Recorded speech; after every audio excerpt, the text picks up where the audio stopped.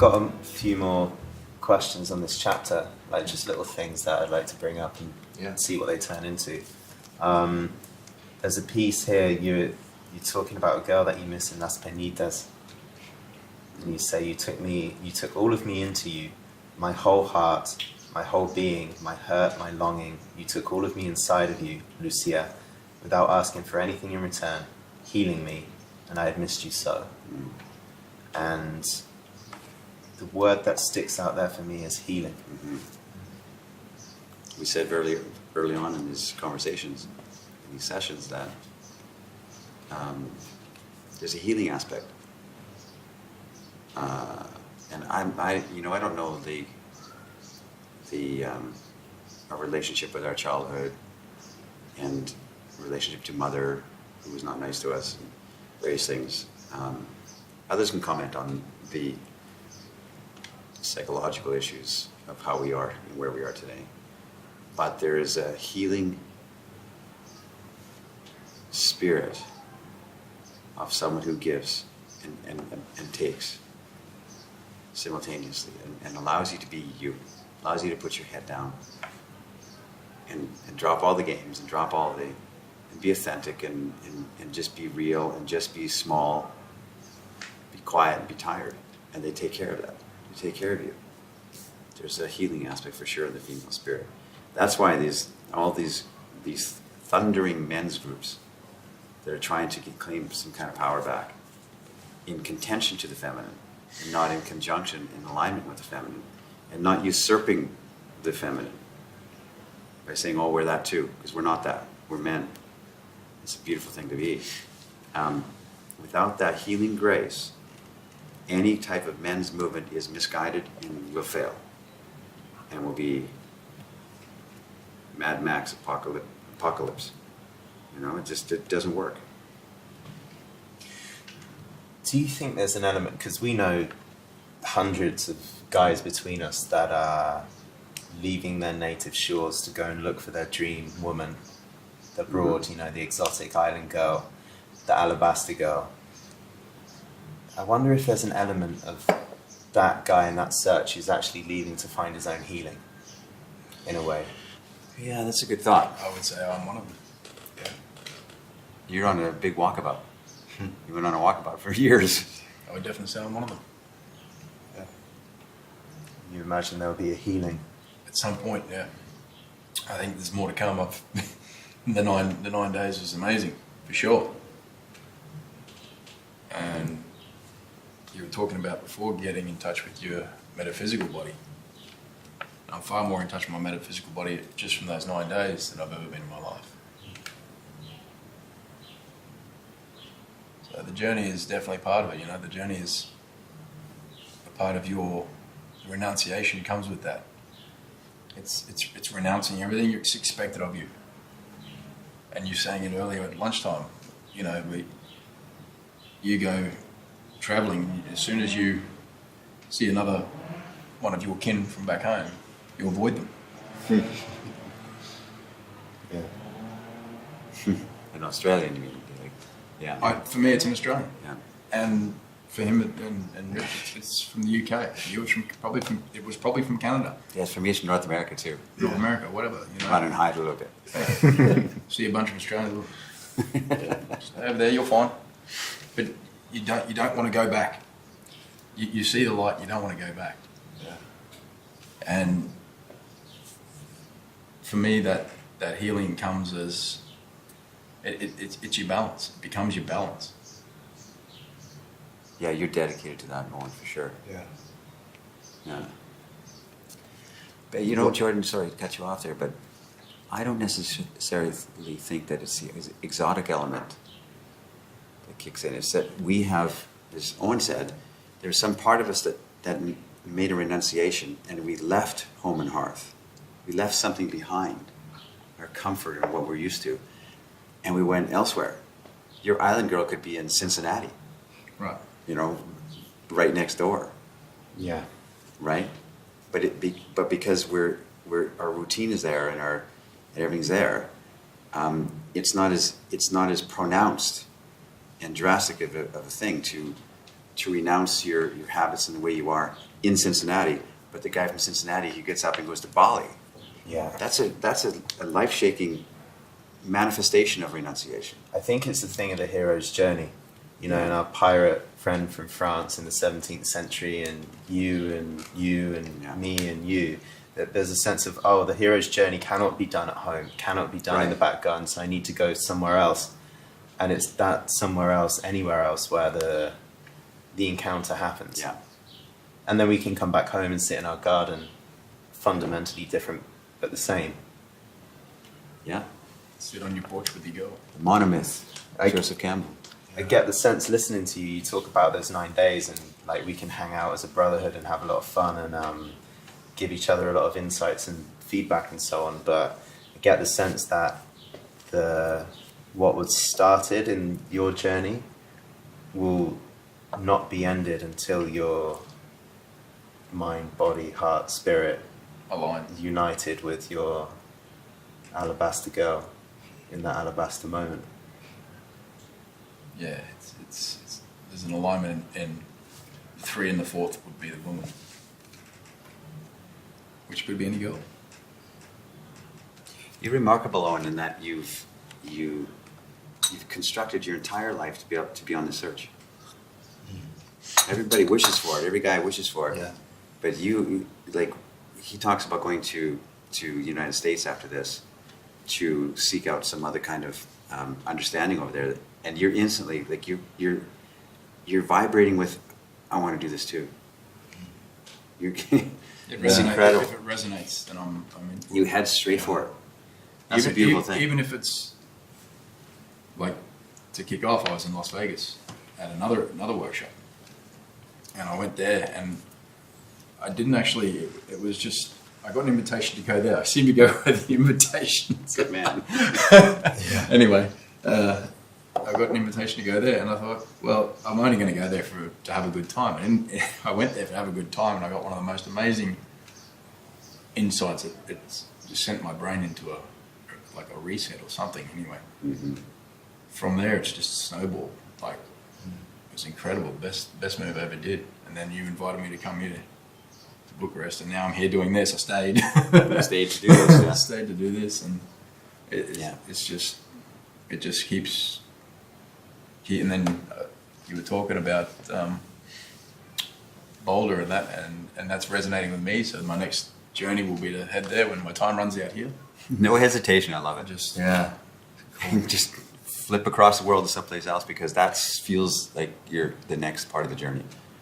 That's incredible. Most men can learn from that kind of, like, it's not reckless abandon. It's just determination. It's very focused. You don't know where your journey's taking you, but you're dedicated to your path. That's a beautiful thing. It's the one thing. Very powerful. It's the one thing that if there's and it's like a vibration, it's a resonation. Yeah. Something about that I need or want. Maybe both. Maybe I'm reducing it to the same words, but I'm stuck with this idea of that being healing. Like there is a healing place at the end of this journey. And thinking about any hero's journey, it's like just the lengths that we'll go to find that moment. Yeah. Like 3 years in the wild, from town to town, to country, to head banging against the wall again and again and again and again. And then finally, there she is. There is that moment with that goddess who changes everything and makes all the pain and the worry go away. And all of those sleepless nights make sense. And we have this modern notion that it's us in this Western civilization that has this dysfunction and this trouble and need healing of some kind. So we're all medicated to the Yahoo. You know, we all got, counselors and shrinks and everything. And yet, and then we have this romantic notion that the primitive tribes didn't need all that kind of stuff because they were already one with the earth, right? But look at what you talk about the for instance, the ayahuasca experience that came out of the Amazon. That's to them, before we even stumbled upon it, before our civilization ever collided with theirs, was a healing plant. It's a healing plant even for them. So that sense of healing is a universal. It's a universal concept, a universal need, and that feeling for that. It's not just us in our modern generation, in our modern. Well, I wonder what would happen if we all made the most of each other, like the potential of humanity. If everybody had good sex and intimacy without playing games, like what would that do? We all know how much of a better mood we are when we turn up after having good sex the night before, right? Population explosion. Utopia. Yeah. Shangri-La. And I don't want to go any further without saying the other side of the symmetry on this. It's like, as much as we know that there's a generation of men traveling the world looking for some kind of beauty that now doesn't seem to exist back home, or is very hard to find back home because of the way our society has gone. Mm-hmm. It's not like we're lost Peter Pans looking for Divine Mother to heal us, of our childhood wounds. There's also a massive role that we play in the lives of women that we go to as well. And this has been one of my learnings that split me apart as a person. As a young man, I'm out to try and get all these experiences and get women and get love and get sex, from women, get healing, get. Yeah. And at some point along the line, I realized, well, actually, in this interaction, it was two ways. She got as much from me as I got from her, and then, whoa. What a thought, huh? Yeah. That you're healing too. I've got a role Your to play in this experiences woman's life. are expanding someone on the other side of the spectrum. That's incredible. What a thought. I've got another point. You talk earlier in the book about the first stage of man or whatever. He's thinking, does she like me? Does she like me? And then he's saying, do I like her? I think there's perhaps a higher question, which is, are we bringing out the best in each other? Mm-hmm.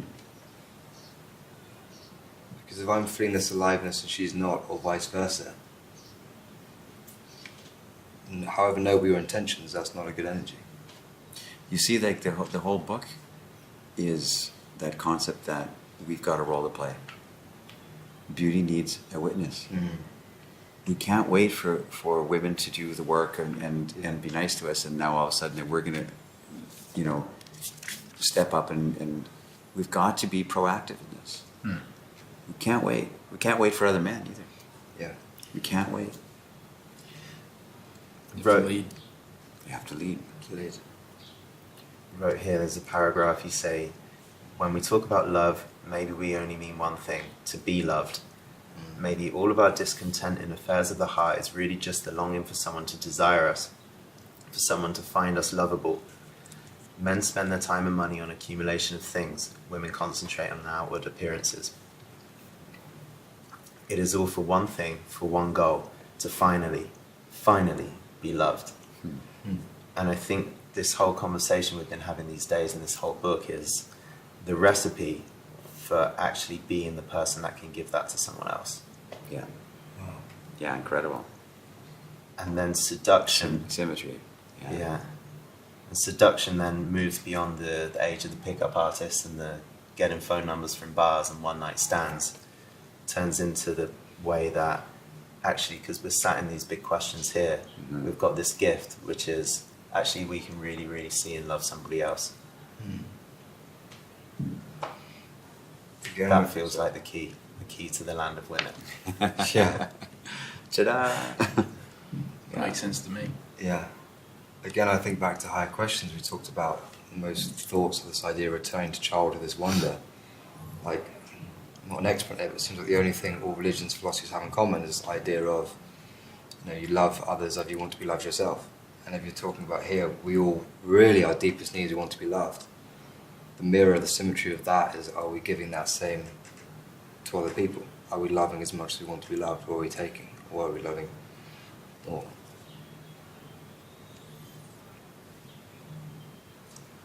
So you've gone from the guy answering all the questions to just sat here wondering what we're talking about. I'm liking this. I'm listening.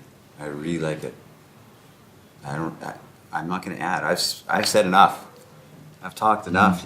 I've said stuff, and I'm just sitting and enjoying the great expressions, the great way of speaking your. I just like listening to you guys. It's what's true for us, right? Yeah, I'm happy to sit here content, just to relax and listen. I like it. You've already written what's true for you. But it's new, and it's all new for me too. What we're talking about here, this is the edge. This is the edge of the understanding. There's something more, something further to explore, and the realizations and the wholeness and the completeness that you said, it came together over a few days, and it gave me this realization, gave me this aha, gave me this concept. Is strong confirmation that there's greater things to come. As long as we stay connected to the path, and stay connected to this journey, and always be the students that we are. It's beautiful. And none of this is scripted, but we're just thinking out loud. And we started off with our quotes underlined, and now we're just throwing it all away. Beautiful. Yeah, it's bigger than this. It's bigger than this. Wasn't the idea of philosophy that we'd sit down and talk about the best way to live life? Yeah. That's the way that it started out in Yeah. Greece. What is the best use of my time and my attention here on this earth? A perfect note. That's what we're doing here, talking about the best way to love. And the best way to have a relationship with ourselves. To move through life and like ourselves, you know?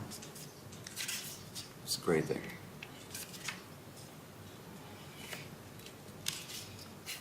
I like it. I like it. There's one more thing in this chapter, The Way of Love. You talk about these 3 circles that we've got. The notion of meeting, approaching. Yeah. The notion of dating. Dating. And then the notion of relationships. Yeah. And there's lots been said in each of these different circles, but you wonder what the whole thing is called. Yeah, that was interesting to me. I've been thinking about that for years. Because it can't be as simple as love, you say, because what about children, family, Right. pets, football team? Yeah. There was a word that was invented in the 70s, which is the newest term that I know of, to describe, and really it's the butterflies, that this term is called limerence. A woman invented this term, I can't remember what kind of science she studied, but she had the term limerence, which means that butterflies in your stomach, that infatuation is a form of. So she had that term. But that still doesn't, and we say connection maybe. I talk about it there. Maybe connection, all connected together, connecting with a woman, and that's the big word, but connection's too broad. Yeah. What describes the experience of the whole thing? What's everything called? Because everyone on earth is in one of those circles. They might be there by choice. I want to be single and I don't want to meet anybody. I'm a hermit. You're still in that circle then. Or you're dating, trying to figure it out, making forward thrusting emotions into the world to try and connect with somebody. Or you're in a relationship. You're trying to sort that out, trying to keep that going, and trying to have the best kind of relationship you can. And we vibrate from circle to circle. It's just a thought I had. So here you've called the whole thing Ars Amorata. Yes. That's my fake Latin term that I embraced years ago. Ars Amorata. Fake Latin. Invented by a reporter who misquoted me and said, with Ovid's book of poetry 2,000 years ago, the Ars Amatoria, which is the book of the art of love, which is true Latin. She misquoted and said Ars Amorata, and I absconded with it and used it as my relative trademark ever since. So yeah, that sounds like a good term. A lot of presumption in this, huh? Yeah, I'm going to invent a new term too. Because why not? Sounds fun to me. Yeah. I'd love to get your thoughts on, because the Ars Amorata is the name of this whole philosophy. Yeah. The book's The Alabaster Girl, but there's a philosophy and a community which has been your life work Yes. for a number of years, along with Hans, along with And others. many others, yeah. And we've had this conversation that's gone from what is beauty to how do I meet girls and what is the best way to date, and all the way up to this final conversation about Jung and symmetry and Hermes and the stars and the soulmates and all this kind of stuff. Anima. Yeah. What is your hope for Ars Amorata and for the collection of men and women that are gathering around? Yeah. My selfish motivation for this entire thing was to try and fulfill something I didn't have, as I've repeated throughout these sessions. As a young man, some kind of a guidebook or some kind of a philosophy that I could attach myself to that seemed to be, that had all the requisite beauty, but also the requisite masculine mischief in it too. You know? So it has a great balance, and it's a fun, beautiful way to move through the world. So my perfectly selfish ambition was to create something that I wish I would have had. Now, my broader, more altruistic, which it's still all for me anyway, it's still my own motivation, is that someone else might be able to get that kind of understanding before they have to go through all the trouble and the games and the misguided experiences. And that a better conversation arises. Because I want that for women too. I want women to meet a better generation of men who are standing on the earth, full force. And so with Ars Amorata, I mean, it came out of like my desperation to understand girls, really, and it became bigger and bigger questions in my mind, as in your minds. And if that can roll out there, and people can embrace that, say, I want to understand that too, then it's no longer mine.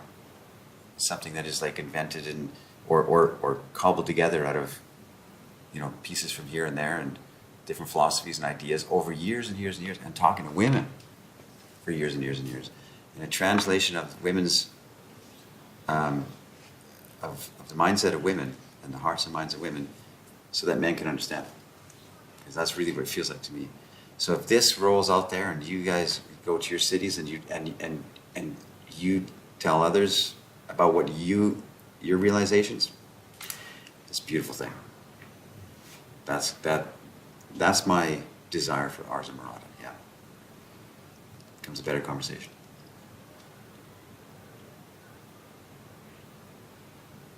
One of the things that excited me about getting involved in this project, and I'm known about it for a while, was this idea that you can reinvent or return a view of love. And we've got this concept out there called memes now, people sharing ideas, right. And internet's all viral, and people are changing their perceptions. And for anyone that's sat through this, and there's a lot of hours here, and come to this point, it's great maybe for us to sit in the question of how would we like the next 10 years to be? We've had this decade of game playing and minds manipulation. How do we move everyone together to this level of authenticity, connection, symmetry, vulnerability, openness, love, rather than this superficiality, ego, self-gratification? Yeah, and you see exactly, sit in it yourselves, because I've been saying from the very beginning, and certainly the Way of Salvation chapter, if you read it, that's a call to action. That's a call to arms. It really is. It's a call to leadership. It's to my young self, saying, stand on the earth, and go and do thou likewise. Go and invent. Go and lead that 10 years. That shift in in the next generation, the next thought process. I talk about all the ages of love and how we had different, very real eras in concepts of love, you know, in the Western society. Of course, in other societies, it's different, but there's always been variations. And the next variation is going to come. So we can either, it will come from a conversation like this where we lead it. So, and that's not me. That's not me doing it. I'm lazy. It's guys like you who are saying, hey, I want a better experience, and I'm going to share that with others. And let's go, gentlemen. And women. Powerful stuff.